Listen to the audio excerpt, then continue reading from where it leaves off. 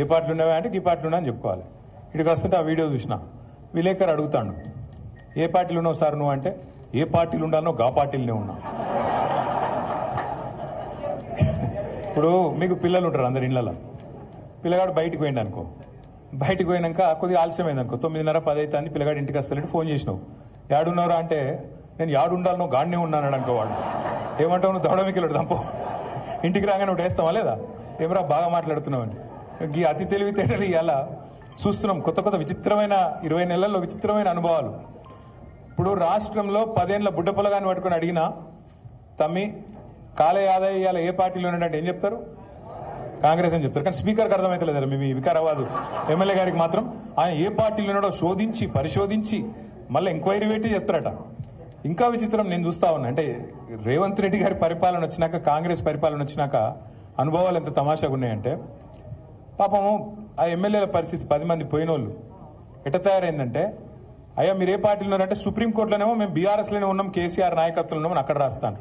మరి నువ్వు కండువా కప్పుకున్నావు కదా అంటే, ఏ దేవుని కండువా, అది కాంగ్రెస్ కండువా కాదు, ముఖ్యమంత్రి గారు బాగా దేవుడు అంటే ప్రేమ, అందుకే మాకు దేవుని కండువా కప్పిండు. ఇట్లా విచిత్రమైన ఒక పరిస్థితి గత 20 నెలలుగా హైదరాబాద్కి వెళ్ళి మొదలు పెడితే కింద ఉండే ఒక చిన్న పల్లెటూరు దాకా అదే పరిస్థితి కనబడతా ఉన్నది. చాలా గమ్మత్తైన పరిస్థితి. ఒక ముఖ్యమంత్రి ఎట్లా ఉండాలో, రాష్ట్రానికి ఎట్లా నాయకత్వం వహించాలో, ఎంత అద్భుతంగా పనిచేయొచ్చో భారతదేశానికి చూపెట్టింది మన నాయకుడు కేసీఆర్ గారు.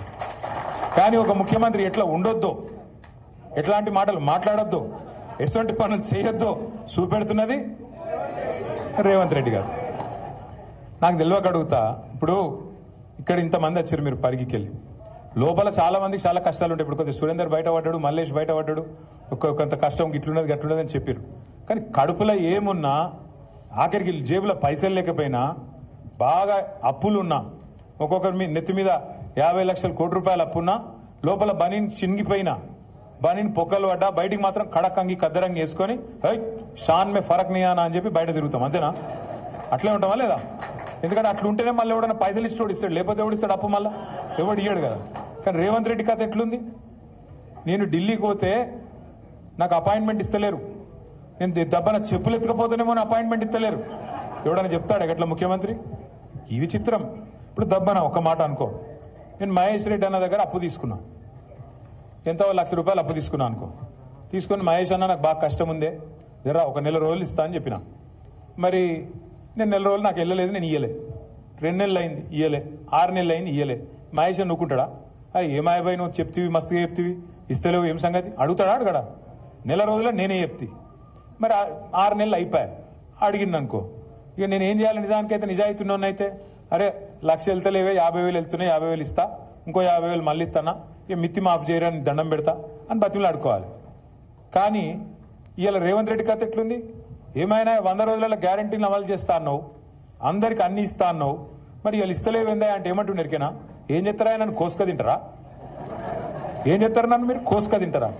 కోసుక తినేందుకు నువ్వు ఏమైనా సేపువా, మామిడికాయవా, ఏంటిది నువ్వు? అరే ఇట్లుంటుందా ఎక్కడైనా?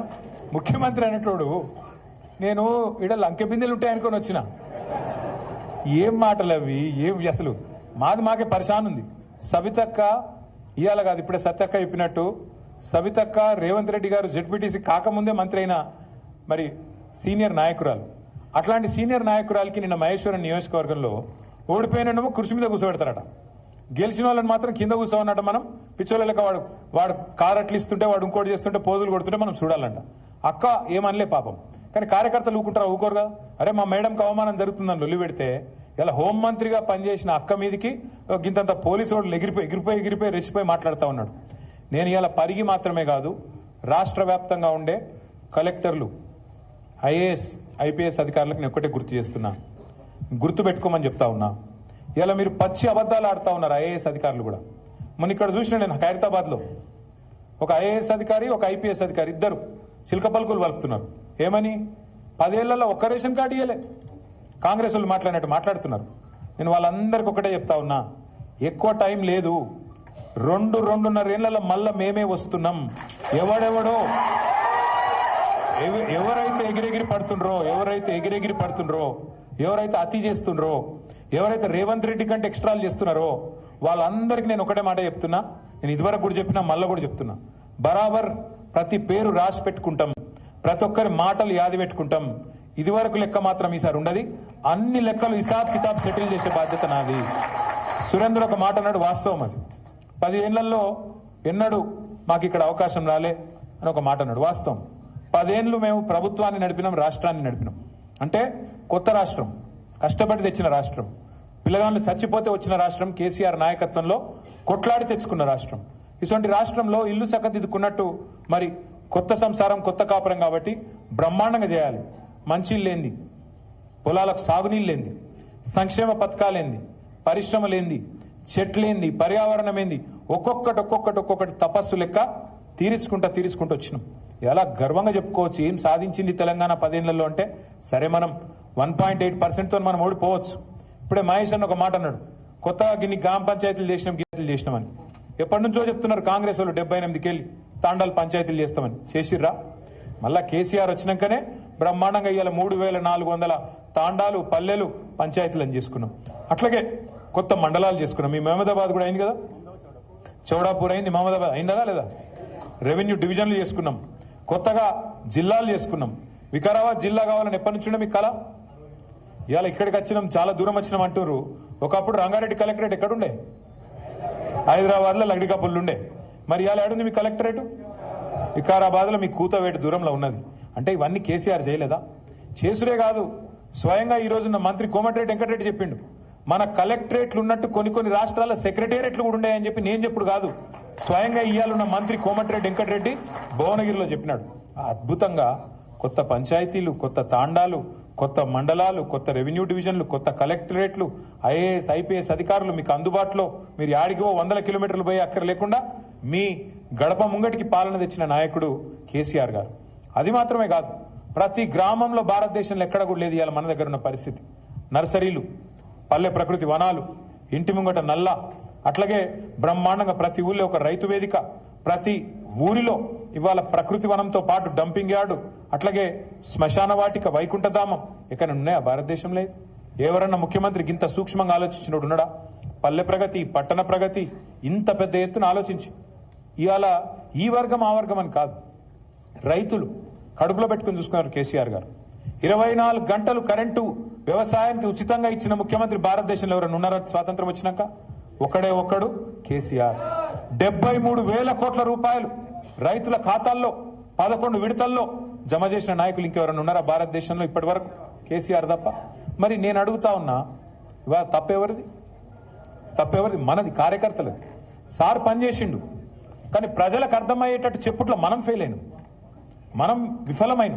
ప్రజలకు మనం చెప్పుకోలే, వికారాబాద్ జిల్లా చేసినామని చెప్పుకోలే, బ్రహ్మాండంగా కొత్త పంచాయతీలు చేసినామని చెప్పుకోలే, తాండాలకు మరి ఇవాళ 6 నుంచి 10% రిజర్వేషన్ గిరిజనులకు పెరిగిందని మనమే చెప్పుకోలే. ఏ రకంగా ఇవాళ తెలంగాణలో 10 ఏళ్లలోనే ఎన్ని విషయాల్లో మనం ముంగటికి పోయినామో చెప్పుకోలేకపోయినాం. అవతలోడు ఏం చేసిండు, దాన్ని అండగా పెట్టుకుని మనం చెప్పుకోలే. అవతలోడు వచ్చి ఆశ చూపెట్టిండు. కేసీఆర్ 2,000 ఇస్తుండా, నేను 4,000 ఇస్తా. కేసీఆర్ లగ్గానికి 1,00,000 రూపాయలు ఇస్తుండా, నేను మీదికెళ్ళి తులం బంగారం ఇస్తా. కేసీఆర్ ఇచ్చే 1,00,000 రూపాయలు పెళ్లి అయిపోయినాక, లగ్గం అయిపోయినాక 2 నెలలకు వస్తున్నాయి. అదే నేను వచ్చినా అనుకో, నువ్వు పత్రిక పెట్టుకో, పత్రిక పెట్టుకున్న రోజే నీకు మళ్ళా కులం బంగారం వస్తుంది, 1,00,000 రూపాయలు వస్తాయి. ఇట్లా కథలు చెప్పే వరకు పాపం నమ్మిండ్రు, నమ్మి ఇవాళ బాధపడతా ఉన్నారు. మీరు నేను మనందరం కార్యకర్తలుగా మనందరం చేయాల్సింది ఒకటే పని. ఎందుకంటే అధికారం కోసమో ఇంకో దానికోసమో కాదు. సరే, కేసీఆర్ గారు మళ్ళీ గెలిస్తే ముఖ్యమంత్రి అవుతారు. ఆయన ఇప్పటికే 10 ఏళ్ళు ముఖ్యమంత్రి చేసిండు. ఆయనకేం కొత్త పదవి కాదు, ఆయనకేం కొత్త పదవి రాదు. కానీ పాడైపోతున్న తెలంగాణ, కష్టపడి తెచ్చుకున్న తెలంగాణలో ఇలా ఈ దుర్మార్గులు చేస్తున్న నిర్వాకం, ఈ దుర్మార్గుల ప్రవర్తన వల్ల మళ్ళొక్కసారి 10-15 ఏళ్ళు వెనుకపోయే పరిస్థితి ఉన్నది. అందుకే మళ్ళీ తెలంగాణను పట్టాలెక్కియాలంటే ఒకటి మన ముంగటున్నది, అది కేసీఆర్ గారి నాయకత్వమే తప్ప ఇంకోటి కానే కాదు. అందుకే కార్యకర్తలుగా మీరు నేను అందరం కలిసి పనిచేద్దాం. ఏమేం పాడైపోయింది అని మీరు అడగచ్చు. ఒక్కటే మాట నేను అడుగుతా ఉన్నా, మీరు చెప్పండి నాకు. పరిగిలో మీ వికారాబాద్ జిల్లాలో కేసీఆర్ ఉన్నప్పుడు భూముల ధరలు ఎట్లున్నాయి, ఇవాళ ఎట్లున్నాయి? పెరిగినాయా, తగ్గినాయా? బాగా పెరిగినాయా మీ దగ్గర? అంటే ముఖ్యమంత్రి నియోజకవర్గం పక్కనే ఉన్నారని బాగా పెరిగినాయా? మీ కొడంగల్ పెరిగినాయా బాగా? ఒక్క పరిగి కొడంగల్ కాదు, రాష్ట్రంలో ఎక్కడ కూడా ఇలా ఏ ఒక్క మనిషి కూడా సంతోషంగా లేడు. మీరు రైతుల కాడికి పోండి, రైతులు చెప్తున్నారు, ఖుల్లా చెప్తున్నారు, అన్నా మోసం జరిగిపోయింది, తినే పల్లెంలో అన్నంలో మన్ను పోసుకున్నట్టు అయిపోయింది, మంచిగుంటిమి, రైతు బంధు వస్తుండే, రైతు బీమా వస్తుండే, టైంకి ఎరువులు దొరుకుతుండే, విత్తనాలు దొరుకుతుండే, పండించిన పంటకు గిట్టుబాటు ధర ఉంటుండే, పైసలు టైంకి పడుతుండే, మంచిగా పొక్తాగుంటిమి, కళ్ళల కాడికొచ్చి వడ్లు కొనుక్కపోదురు. ఇలా ఏం పరిస్థితి వచ్చింది? కొనటోడు లేడు, టైంకి ఎరువులు దొరకాయి. మళ్ళీ ఇప్పుడైతే మల్లేష్ గారు చెప్పినట్టు చెప్పులు లైన్లో చెప్పులు పెట్టుకొని ఇవాళ మళ్ళొకసారి ఆధార్ కార్డులు పెట్టి ఆధార్ కార్డు ఎగిరిపోకుండా దాని మీద బండ పెట్టి ఇంత కథ చేసే పరిస్థితి మళ్ళీ వచ్చింది. ఆనాటి రోజులు తెస్తాడంటే నిజంగానే తెచ్చిండన్న వీడు, ఇదివరకు అప్పుడు ఎట్లున్నానో మళ్ళీ గదే రోజు వచ్చింది అని ఇలా రైతులు మొత్తుకుంటా ఉన్నారు. 2 లక్షల రుణమాఫీ అన్నాడు, 2 లక్షల రుణమాఫీ అన్నాడు. ఇక రుణమాఫీ కథ ఇప్పుడే అక్క చెప్పింది, చారాన కోడికి బారాన మసాలా అని గట్లనే ఉన్నది. 50,000 కోట్ల కాడ మొదలైంది రుణమాఫీ కథ. బ్యాంకులలో నిలిచి మీటింగ్ పెడితే వాళ్ళు చెప్పారు, సార్ మొత్తం నువ్వు చెప్పినట్టు 2 లక్షలు రుణమాఫీ చేయాలంటే 50,000 కోట్లు కావాలని చెప్పారు. 50,000 కోట్లు అంటే ముఖ్యమంత్రి రేవంత్ రెడ్డి గారు మొదలు డైలాగులు కొట్టిడే, చేసేద్దాం, ఎడమ చేత్తో చెప్తా, కుడి చేత్తో చెప్తా అన్నాడు. అన్నంకి ఏమైంది? తెల్లారి వరకు అర్థమైంది, అబ్బో ఇదేదో ఉంది, మనం ఏదో నరికినం ఇష్టం వచ్చినట్టు, కానీ ఇక్కడ అట పరిస్థితి లేదు అనుకొని తెల్లారే 50,000 కోట్లని ఒకరోజు చెప్తారు, తెల్లారే ముఖ్యమంత్రి గారు ఇంకెక్కడో మాట్లాడుకుంటే చెప్పేసిండు. ఏమున్నదా, ఒక్క సంవత్సరం కడుపు కట్టుకుంటే 40,000 కోట్లు ఇట్లా వస్తా, ఇట్లా వాడేస్తా, రుణమాఫీ చేస్తా అన్నాడు. తెల్లారి వరకే 10,000 కోట్లు మాయం. 40,000 అన్నాడు, పో 40,000 చేస్తాడేమో అనుకున్నాం. మళ్ళీ ఏమైందో క్యాబినెట్లో పెట్టిర్రు, క్యాబినెట్కి వచ్చే వరకు 31,000 కోట్ల రుణమాఫీ అన్నారు, మళ్ళీ 9,000 కోట్లు మాయం. ఆడికి వెళ్ళి అసెంబ్లీకి వచ్చింది బడ్జెట్లో పెడితే 26,000 కోట్లు, ఇంకో 5,000 కోట్లు మాయం. ఆ 26,000 కోట్లను అదన్ని ఇస్తాడా అనుకుంటే ఆఖరికి మొన్న బట్టి విక్రమార్క గారు మొన్న చెప్తున్నారు, ఎక్కడో బ్యాంకర్లకు ఇంగ్లీష్లో చెప్తున్నాడు, మనకు అర్థం కావద్దని. ఏమని? అరే మేము పైసలు ఇద్దాం అనుకుంటే 12-11,000 కోట్లు కూడా పడలేదా ఇంకా ఈ ఖాతాలల్లా అని. ఏడ మొదలైంది కథ? 50. ఆఖరికి ఇచ్చింది ఎంత? 11-12. అంటే ఎంత? చారానా కోడికి బారానా మసాలా. గట్లున్నది ఇవాళ. అందుకే రైతులు ఇవాళ పిచ్చి కోపం మీద ఉన్నారు. రైతు బీమా లేదు, రైతు బంధు రాదు. కేసీఆర్ ఉన్నప్పుడేమో రైతు బంధు టింగు టింగు అని పడుతుండే, ఇప్పుడు మంచిగా బ్రహ్మాండంగా నాట్లప్పుడు పడుతుండే. రేవంత్ రెడ్డి వచ్చినాక ఓన్లీ ఓట్లప్పుడు మాత్రమే పడుతుంది. పార్లమెంట్కి ఒక తాప, ఇప్పుడు పంచాయతీ ఎలక్షన్ ఉంది కాబట్టి ఇంకోసారి మళ్ళీ 7. కాబట్టి ఇప్పుడు సౌండ్ మారింది. ఇదివరకు టింగు టింగు ఉంటే ఇప్పుడు టకీ టకీ అట సౌండ్ మార్చిండు రేవంత్ రెడ్డి. టకీ టకీమని మంచిగా పడితే బాగుండు, నాట్లప్పుడు పడాలి, ఓట్లప్పుడు కాదు కదా. నేను మీకు ఇవాళ చెప్తున్నా, రాసి పెట్టుకోండి, యాది పెట్టుకోండి. నేను చెప్తున్నా, కేసీఆర్ గారు ఆనాడు చెప్పిండి, నేను మళ్ళీ ఇవాళ చెప్తున్నా.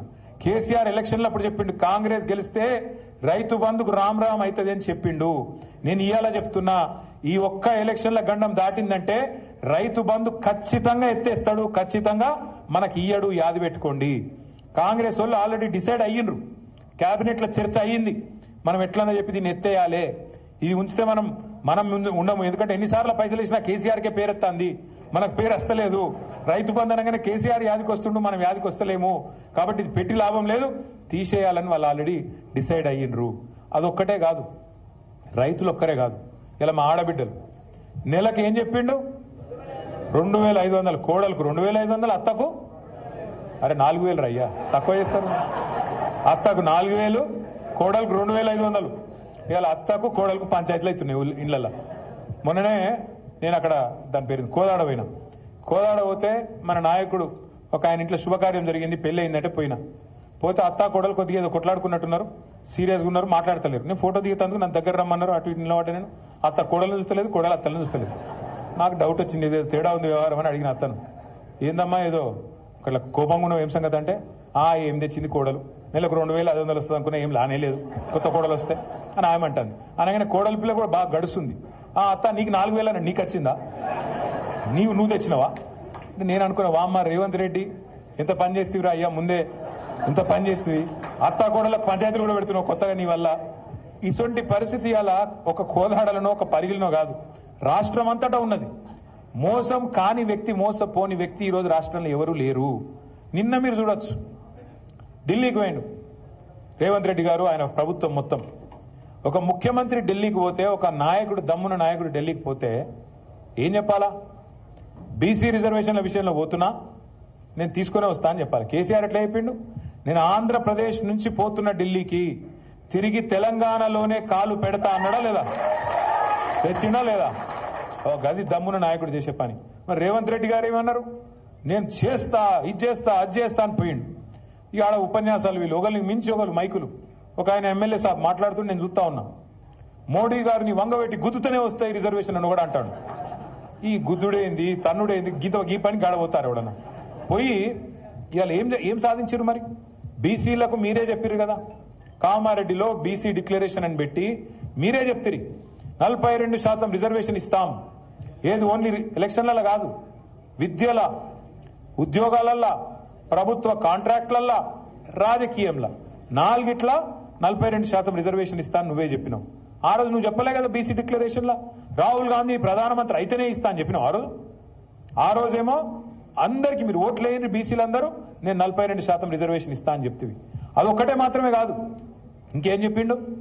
బీసీ సబ్ ప్లాన్ తెస్తా, చట్టబద్ధత తెస్తా, ఒక్కొక్క రూపాయి ప్రభుత్వం ఖర్చు పెడితే అలా 42% బీసీలకు పోయేటట్టు చట్టబద్ధత తెస్తా అని చెప్పినావు. చేసినావా మరి? నీ చేతులు అంటే నీ చేతులు లేవనుకుందాం, ఢిల్లీలో చేతులు ఉన్నాయి అనుకుందాం ఒక్క నిమిషానికి. మరి నీ చేతిలో బీసీ సబ్ ప్లాన్ ఉన్నది, సంవత్సరానికి 20,000 కోట్ల బడ్జెట్ పెడతా అన్నాడు బీసీలకు. 2 బడ్జెట్లు అయిపోయినాయి, 2 కలిపి కూడా 20,000 కోట్లు పెట్టలే, ఖర్చు అయితే 10,000 కోట్లు కూడా పెట్టలే. మరి ఏమైనా 1,00,000 కోట్ల బడ్జెట్ 5 ఏళ్లలో 1,00,000 కోట్లు బీసీలకు పెడతానన్న బడ్జెట్ ఏడవైంది? అది నీ చేతుల్లోనే ఉంది కదా, అది పెట్టాడు. 42% కాంట్రాక్టు, 42% కాంట్రాక్టు ఎవరకు? బీసీలకు ఇస్తా అన్నాడు. మరి మీ పరిగిలో కాంట్రాక్ట్లు అవుతున్నాయి, రోడ్ వర్క్లు అదో ఇది అయితే కదా. 42% వచ్చినాయా బీసీలకు? రాష్ట్రంలో ఎక్కడైనా వచ్చినాయా? మరి ఇవన్నీ అయితే నీ చేతిలో ఉన్నాయి కదా, ఒక జీవో ఇస్తే అయిపోతుంది కదా. అసెంబ్లీ పెట్టి బీసీ సబ్ ప్లాన్ పాస్ చేయొచ్చు కదా, బడ్జెట్లకి 20,000 కోట్లు ఇవ్వచ్చు కదా. ఇవేవి ఇయ్యడంట, ఇక్కడ ఆయన చేతులున్నాయేమో ఇయ్యడంట. కానీ ఢిల్లీకి పోయి రిజర్వేషన్లు సాధిస్తాను పోయిండు. అట్లా కూట్ల రాయిది అనేవాడు ఏట్ల రాయిది ఇస్తాను పోయిండంట. అయితే ఇళ్లతోని అమ్మకు అన్నం పెట్టినాడు చిన్నమ్మకు బంగారు గాజులు చేస్తారా? అంటే ఇంత విచిత్రమైన మనిషి. ఇంకా గమ్మత్ ఏంటంటే ఆడపోయి మళ్ళీ కేసీఆర్ తిట్టుడు ఢిల్లీకి పోయి. రేవంత్ రెడ్డి గారికి ఒక సమస్య ఉన్నది, ఖచ్చితంగా ఉన్నది ఆయనకు. కేసీఆర్ పేరు తీసుకోకుండా ఉపన్యాసం చెప్పాడు ఆయన. మీరు చూడరు పాపం కేసీఆర్ గారు ఏమన్నాడు, ఆయన 20 నెలలు ఆయన పని ఆయన చేసుకుంటాడు. ఆరోగ్యం మీద కొద్దిగా డీలా పడేది, మంచిగా చేసుకునే ప్రయత్నంలో కేసీఆర్ గారు ఉన్నారు. ఈయన రోజు అది ఎక్కడైనా సరే, ఢిల్లీ అయినా అసెంబ్లీ అయినా ఏడ మాట్లాడినా నిద్రలో కూడా కలవరిస్తున్నా నా డౌట్. వాళ్ళ భార్యను అడగాల మరి, నిద్రలో కూడా కలవరిస్తున్నా ఏం పేరు కేసీఆర్ పేరు. అంటే ఎంత ఫోబియా పట్టుకుందంటే, ఎందుకింత భయం నీకు?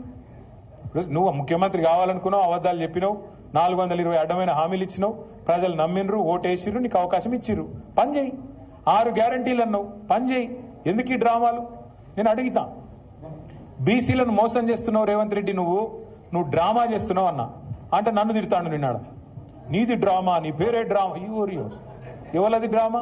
నేను అంటున్నా ఇవాళ రేవంత్ రెడ్డి గారు, రాహుల్ గాంధీతో నీ దోస్తీ ఒక పెద్ద డ్రామా, మోడీ గారితో నీ కుస్తీ ఇంకా పెద్ద డ్రామా, చంద్రబాబుతో నీ దోపిడి, చంద్రబాబు చేస్తున్న జల దోపిడీ విషయంలో నువ్వు ఫైటింగ్ చేస్తున్నట్టు చేసుడు అది పెద్ద డ్రామా, నీ మేనిఫెస్టో ఒక పెద్ద డ్రామా, నీ డిక్లరేషన్ దానికంటే పెద్ద డ్రామా, అన్నిటికీ మించి అసలు నువ్వు కాంగ్రెస్ పార్టీలో ఉంటావని నమ్మించుడే దానికంటే పెద్ద డ్రామా. అరే ఎట్లా నమ్ముతారో నాకైతే అర్థం కాదు. ఈ మనిషిని తెలిసినాక, ఈ మనిషిని చూసినాక ఎట్లా నమ్ముతారో నాకు అర్థం కాదు. ఎప్పటికప్పుడు మాటలు మారుస్తాడు, ఖుల్లా చెప్తున్నాడు ఆయన. నేను మోడీ గారు స్కూల్లో చదివినా, చంద్రబాబు కాలేజీకి పోయినా, ఇవాళ రాహుల్ గాంధీ కాడ ఉద్యోగం చేస్తున్నా. అంటే రేపు ఇంకెటన్నా మిగతా అని చెప్తున్నట్టే కదా లెక్క.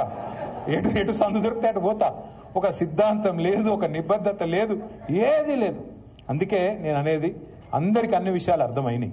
ఇవాళ రైతులకు అర్థమైనాయి, మహిళలకు అర్థమైనాయి, పిల్లగాళ్ళకు అర్థమైనాయి. 2 లక్షల ఉద్యోగాలు అన్నాడు, వచ్చినాయా 2 లక్షలు? వాళ్ళు కుల్లా తిడుతున్నారు. ఉన్నాక మొన్న జాబ్ క్యాలెండర్కు దినం పెట్టిండ్రు అక్కడ, ఏది చిక్కడపల్లి లైబ్రరీ కాడ. నేను మంచిగా ఫోటో పెట్టి సంవత్సరం అయిపోయిందని చెప్పి ప్రథమ సంవత్సరికం చేసి పారేసారు. దినం కాదు, సంవత్సరికం చేశారు. సారీ, మొత్తం అందరికీ అన్ని విషయాలు అర్థమైనాయి. కొడంగల్లో సొంత నియోజకవర్గంలో విషయం అర్థమైంది కాబట్టే ఇలా కాంగ్రెస్లో ఎవరు ఉండే ప్రయత్నంలో లేరు. నేను మీ అందరినీ కోరేది ఒకటే, మీ అందరికి చెప్పేది ఒకటి మనసుకి ఎక్కించుకోండి. పెద్దలు ఒకటే చెప్తారు, ఎక్కడ కోల్పోయిన దాన్ని అక్కడనే దేవులాడుకోవాలి, అక్కడనే వెతుక్కోవాలి. ఇవాళ మనం పరిగిలో కోల్పోయినాం. మీరు ఇంకేదో నేల విడిచి సాము చేసి పక్కన కొడంగల్ పోయి యుద్ధాలు చేసేదేం లేదు. మీరు పరిగోళ్ళు, మీరు ఎట్లయితే ఇందాక మహేష్ అన్న చెప్పిండో, మేము 30 ఏళ్ళకి వెళ్ళి మొత్తం జెడ్పీటీసీలు ఎంపీపీలు గెలుస్తున్నామని చెప్పిండు. మీరు ఒక్క పని చేయండి. సురేందర్ బాధపడ్డాడు, మల్లేష్ బాధపడ్డాడు, పోలీసుల జాస్తి ఎక్కువైంది, జులుం ఎక్కువైంది, ట్రాక్టర్లు గుంజుకపోతాండ్రు, జేసీబీలు గుంజుకపోతాండ్రు. నేను మీ అందరికి చిన్న ఉపాయం చెప్తే అది ఫాలో కానీ అంతే. రేపు ఎన్ని మండలాలు ఉన్నాయి నీకు? 7 మండలాలు ఉన్నాయి, ఒక మున్సిపాలిటీ ఉంది మీకు. 7 మండలాలు ఉంటాయి, 7 జెడ్పీటీసీలు ఉంటాయి, 7 ఎంపీపీలు ఉంటాయి. మీరు ఒక పని చేయండి. 7 మండలాల్లో మీరందరూ ఎక్కడోళ్ళు అక్కడ గట్టిగా పనిచేసి 7 జెడ్పీటీసీలు గెలిపిండ్రి, 7 ఎంపీపీలు గెలిపిండ్రి. తెల్లారి నుంచి మహేష్ అన్న చుట్టూ తిరుగుతారు అధికారులు. అన్న మీ గవర్నమెంట్ వస్తుంది, దండం పెడతారు, రేపు మళ్ళీ పోస్టింగ్ ఇవ్వాలి నాకు, ఎట్లనే చేసి మళ్ళీ సబితక్క దగ్గర తీసుకపో, కేసీఆర్ సార్ దగ్గర తీసుకపో, నాకు మంచి పోస్టింగ్ ఇప్పి ఈ 2-3 ఏళ్ళు నేనే ఉంటా మీకు మొత్తం మీ కార్యకర్తలను కంటికి రెపలా కాపాడుకుంటా అని మీ చుట్టూ తిరగకపోతే రాజకీయం మొత్తం మీరు వచ్చి నన్ను పట్టుకోండి. మీరు చేయాల్సింది ఏంది? క్యా కర్నా ఆప్ లోగోं को? గట్టిగా గుద్ది గెలిపియాలి కాదు, గుద్ది గెలవాలి. ఈ ఎలక్షన్ మీ ఎలక్షన్. మొన్న మహేష్ అన్న కోసం మీరు కష్టపడ్డారు, ఇలా మహేష్ అన్న మీకోసం కాలికి బల్పం కట్టుకొని 7 మండలాలు తిరుగుతాడు. మహేష్ అన్నతో పాటు సబితక్కతో పాటు మేమందరం కూడా మీకు అండగా నిలబడతాం. మీకు పార్టీ వైపు నుంచి పూర్తి సహాయ సహకారాలు మేము అందిస్తాం. ఇక్కడ 5 ఏళ్లకు ఒకసారి మీకు వచ్చే మోకా గిది. ఇలా వాడు కాంగ్రెస్ వాడు మోసం చేయొచ్చు రిజర్వేషన్లు అని చెప్పి, ఇంకొక రకంగా చేయొచ్చు. నేను మీకు మాటిస్తా ఉన్నా, పరిగిలో తప్పకుండా సామాజిక న్యాయం చేస్తూ ఎక్కడికక్కడ బలహీన వర్గాలకు పెద్దపీట వేస్తూ మీకు వాళ్ళు చెప్పే 42% కంటే ఎక్కువ ఇచ్చుకునే బాధ్యత పరిగిలో కానీ ఇంకితర నియోజకవర్గాల్లో కానీ స్థానికంగా మనది అని చెప్పి కూడా నేను విజ్ఞప్తి చేస్తా ఉన్నా. మీరు చేసేది ఒక పని, మీరు దయచేసి నేల విడిచి సాము చేయకండి. చాలా మంది మన నాయకులు ఎట్లుంటారంటే, చాలా మంది నేను మండల నాయకుడిని, నేను జిల్లా నాయకుడిని, నేను రాష్ట్ర నాయకుడిని కాబట్టి నేను మొత్తం తిరుగుతా అంటారు. మొత్తం తిరుగుతా నడవదు. ముందు ఇంట గెలిచి రచ్చగెలువు. ఫస్ట్ నీ డబ్బా, నీ బూత్ ఏదైతుందో అందులో మెజారిటీ చూపెట్టు. నువ్వు రాష్ట్ర నాయకుడు కావచ్చు కాక, కానీ ఫస్ట్ నీ ఊరు సర్పంచ్ని ఎంపీటీస్ గెలిపించుకుంటేనే కదా నీకు కదర్ ఉండేది. నువ్వు అది చేయకుండా నేను మొత్తం దేశం తిరుగుతా, నేను మొత్తం రాష్ట్రం తిరుగుతా, నేను వికారాబాద్ జిల్లా అంతా చుట్టుకొస్తా, ఏమద్దు. నీ ఊళ్ళో నువ్వు ఎంపీటీసీ గెలిపి, సర్పంచ్ గెలిపి, నీ బూత్ల మెజారిటీ తీసుకురా, అప్పుడే నువ్వు దార్కార్ లీడర్ అని నేను ఒప్పుకుంటా. లేకపోతే మాత్రం ఎన్ని డైలాగులు కొట్టినా లాభం లేదని నేను కూడా అనుకోవాల్సి వస్తుంది. మీరు పరిగిలో నాకు తెలుసు మొదటి నుంచి పటిష్టంగా పార్టీ ఉన్నది. కాంగ్రెస్ పార్టీ మీద ప్రజల్లో విపరీతమైన కోపం ఉన్నది. మీరు గట్టిగా అనుకుంటే, మీరు గట్టిగా తలుచుకుంటే ముమ్మాటికి రైతులు, మహిళలు, యువకులు, మైనారిటీలు, మన లంబాడా సోదరులు, దళితులు ప్రతి ఒక్కరు కూడా మనకు ఓటు వేయడానికి సుముఖంగా ఉన్నారు. మీరు పోయి అడగాలి, కూర్చోవాలి. ఆయన ఇక మనోళ్ళు ఎట్లా చేస్తారు, ఎలక్షన్ రాగానే పాంప్లెట్ పట్టుకొని ఇట్లా వరకు అట్లా పోతారు. గై నడవై. ఇప్పుడు మీరు ఆపోజిషన్లు ఉన్నారు, కూర్చోవాలి, ముచ్చట పెట్టాలి, బుదిరకియాలి. అవసరమైతే మన పాత ఏమైనా చిన్న మన వైపు నుంచి ఏమైనా తప్పులు జరిగితే కడుపులో తల పెట్టాలి, అల్మించుకోవాలి. అట్లుండాలి. కానీ ఇట్లా వరేసి స్టైల్ కాయా తమి ఓటై నై చెల్తా పద్ధతిగా. ఎందుకంటే వాడు కాంగ్రెస్ వాడేమో పైసలు ఇస్తాడు, వాడు అడ్డగోలు పైసలు మంచుతాడు. వాళ్ళు విపరీతమైన పైసల సంపాదన మీద బిజీగా ఉన్నారు. వాడు ఇష్టం ఉన్నట్టు చల్లుతాడు. మరి మనం కొట్లాడాలంటే కనీసం ప్రజల ప్రేమ మనకు ఉండాలన్నా లేదా? కొద్దిగా టైం తీసుకోండి, కొద్దిగా ఒళ్ళు వంచుండ్రి. ఇంతకుముందు మా తమ్ముడు చెప్పినట్టు నిజమే, నేను ఒప్పుకుంటా. పోయిన 10 ఏళ్లలో మనం పార్టీని పెద్దగా చూడలేదు. నేను సురేందర్కు, మల్లేష్కు వాళ్ళిద్దరు మాట కూడా, వాళ్ళిద్దరి అభిప్రాయం కూడా మొత్తం మీ అందరి అభిప్రాయంగా అనుకుంటా ఉన్నా. వచ్చేసారి ఇట్లుండది. మిమ్మల్ని కంటికి రెప్పలాగా కాపాడుకుంటాం. మిమ్మల్ని ఖచ్చితంగా ఆర్థికంగా బలోపేతం చేస్తాం. వారంలో ఖచ్చితంగా 1 రోజు 2 రోజుల్లో పార్టీ నిర్మాణం మీద కూడా దృష్టి పెట్టి ప్రభుత్వంలోకి వచ్చిన తర్వాత కూడా తప్పకుండా పార్టీని కూడా ఇదే పద్ధతిలో జనరల్ బాడీ మీటింగ్లు రెగ్యులర్గా పెట్టాలి. తెలుగుదేశంలోకి వచ్చినవేంది? ఎందుకంటే తెలుగుదేశంలోకి వచ్చిన అది ఉంటుంది. జనరల్ బాడీ మీటింగ్లు ఉండాలి, రెగ్యులర్గా కలవాలి, రెగ్యులర్గా ముచ్చట పెట్టాలి, డైరీ రాయాలి, ఇవన్నీ ఉంటాయి. అంతేనా? సో అదే పద్ధతుల్లో మనం కూడా పెట్టుకుందాం. ఇక ఎవడెవడో మాట్లాడతాడు తలమాసినోడు. ఎవడు అంటాడు బీఆర్ఎస్ ఉండనే ఉండదు, బీజేపీలో పోతుంది అంటాడు. మనకేం కర్మ, నాకు అర్థం కాదు. తెలంగాణ ఉన్నంత కాలం ఈ గులాబీ కండువా ఉంటది, బరాబర్ ఉంటది. ఖచ్చితంగా ఈ 2 పార్టీలకు 3 చెర్ల నీళ్లు తాగిచ్చి మళ్ళొక్కసారి డంకా బజాయించి కేసీఆర్ గారిని ముఖ్యమంత్రి చేసుకుందాం. మన రాష్ట్రాన్ని కాపాడుకుందాం. జై తెలంగాణ. ఇప్పుడు పెద్దలు కూసరు పెద్దలు కొంతమంది మాజీ సర్పంచులు ఇంకా సీనియర్ నాయకులు చేరుతా ఉన్నారు. పూడూరు సర్పంచ్ నరసింహారెడ్డి గారు,